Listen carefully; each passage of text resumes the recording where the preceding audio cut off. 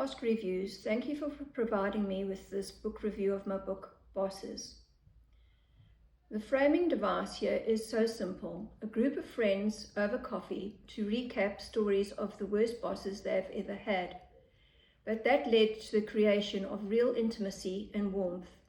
The narrative is about a time when there were fewer safeguards for the workplace than there are now, and the details are specific to Peta Marks' experiences. So it's hard for the reader to mistake the entire thing for a generic gripe about poor management. These are real experiences, real embarrassment, real times that you need to swallow down the frustration and keep going anyway. And that rawness gives the book its emotional intensity. While reading, I nodded in acknowledgement, much more than I expected. If you've ever worked in corporate settings, you'll pinpoint at least a truth in these stories.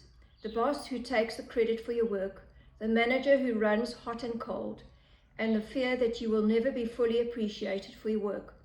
Marks employs a balance of honesty, humor, and real introspection to deal with these circumstances, making the book more than just a list of complaints. The tone throughout is one that has fully digested and not one that is still in the throes of those experiences, and therefore difficult to absorb and intriguing to all sit with. What struck with me the most after reading the book was how much the narrative of workplace rights as something we've struggled to achieve reframes the discussion. This book gently reminds you that there are protections for your workplace that you may take for granted, but that didn't always exist. This historical frame brings the book relevance beyond just being a bit of nostalgia.